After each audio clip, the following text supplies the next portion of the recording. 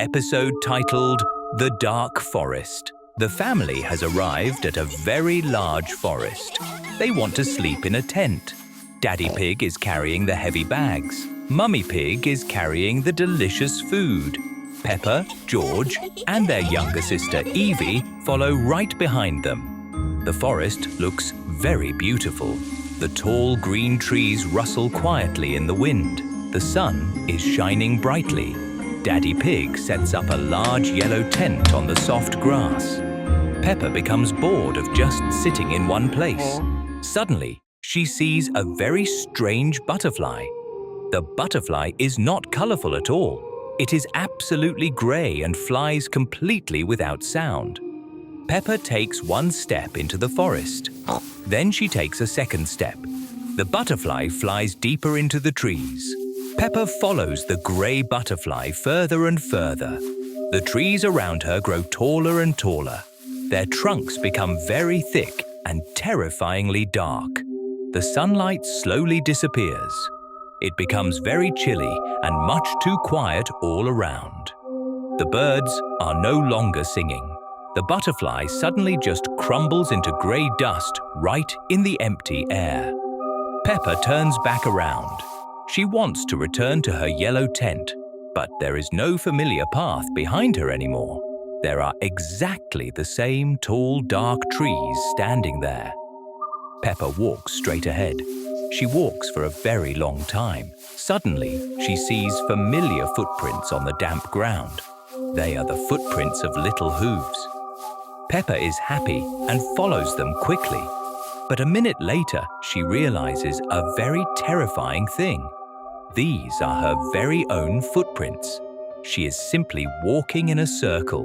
The forest has locked her inside itself and does not want to let her go. The trees around her begin to move completely unnoticeably. When Peppa looks away, the trunks take a quiet step closer to her. Their long, dry branches lower further down. They become very much like thin black arms with long fingers. These fingers reach towards Peppa's red dress. The bark on the trees cracks, forming creepy, silent faces. Suddenly, a familiar yellow tent appears ahead. Peppa happily runs towards it. She looks inside. Daddy Pig, Mummy Pig, and George are sitting there. But they are not moving at all. Peppa comes very close. She becomes incredibly terrified. This is not her family at all. These are simply tall piles of dry autumn leaves and dirty branches that are shaped exactly like pigs. Instead of eyes, they have perfectly round black stones. The trees close tightly around Peppa in a dense ring. It becomes absolutely dark. The branches rustle right above her head. Suddenly, a small, cold hand tightly takes Peppa by her little hoof. It is Eevee.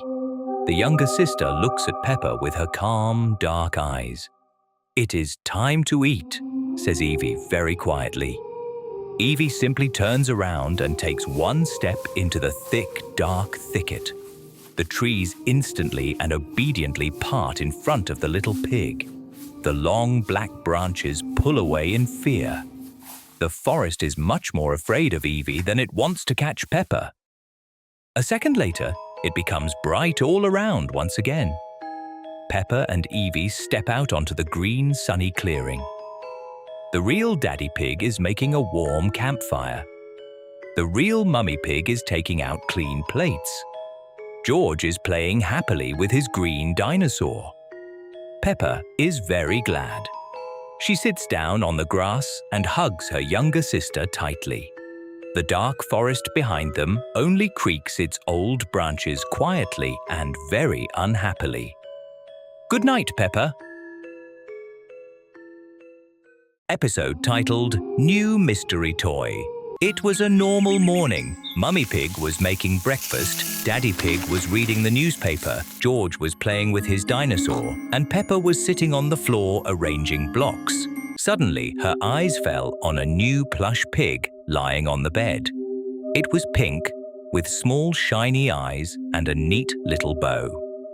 Where did this toy come from? Peppa wondered. She picked up the pig and showed it to Mummy Pig. But Mummy only smiled. "This pig has always been with you, Peppa." Daddy Pig nodded in agreement. Peppa frowned. She clearly remembered that yesterday there had been no such toy. At first, the toy lay on the bed and did nothing.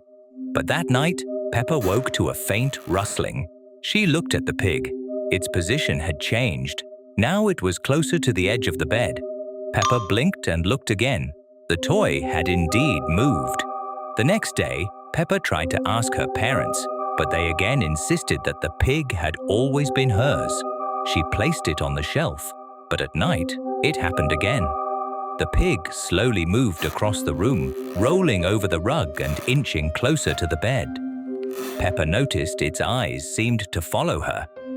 George slept nearby, oblivious. Peppa tried to fall asleep, but she couldn't stop watching the pig. Occasionally, she heard soft squeaks, as if the toy were moving its tiny fingers. The lamp flickered slightly, and shadows on the walls shifted a little. Peppa felt a subtle tension. The nights continued like this. Each night, the pig ended up closer to her bed. Peppa tried to pick it up, but it suddenly slid across the rug as if it had tiny legs. She felt that it was watching every movement she made, even when she tried to close her eyes. One night, Peppa heard a soft whisper. "Peppa?" She opened her eyes. The pig was standing on the windowsill, its bow gently swaying. Peppa froze. Her heart raced, her fingers trembled.